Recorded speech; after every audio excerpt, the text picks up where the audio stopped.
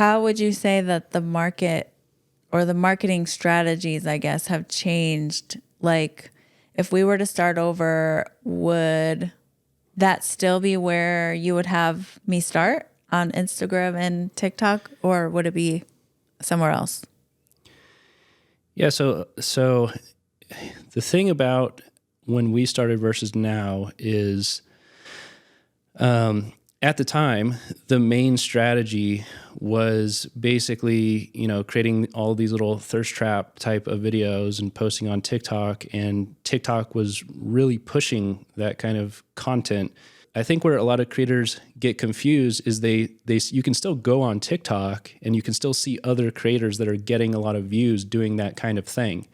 But what a lot of people don't realize is that the whole name of the game is to build trust and build authority on the platform.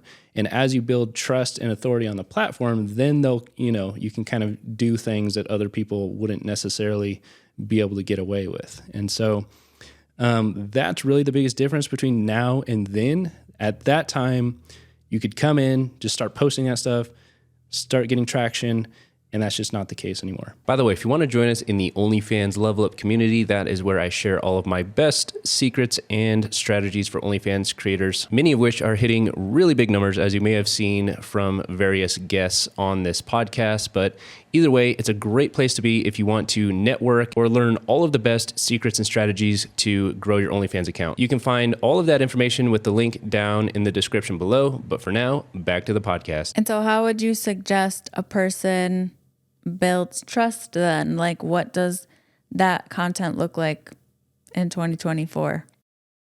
Yeah, so I've actually been preaching this for months and months and months, and I think people are finally starting to kind of see it.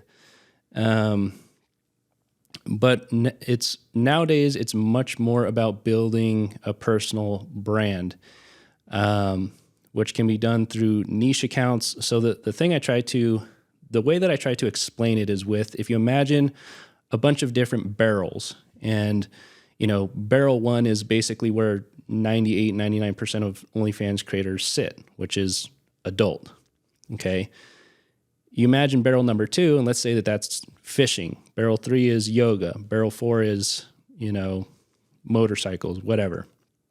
So the name of the game is to not get yourself put in the adult barrel. You want to kind of focus on a specific category or a specific niche. So let's say, for example, you're interested in fishing. Well, you can be a fishing girl and still look cute while fishing. And so OnlyFans is going to look at you. If you're in the fishing barrel, they're going to say, oh, this is a person who creates fishing content. But guess what? You can still look cute while you're fishing, and you can still funnel traffic to OnlyFans. But the difference is you don't want OnlyFans to look at you and say, oh, this is an adult creator. All they're trying to do is funnel traffic to OnlyFans, and therefore they're not going to get views anymore.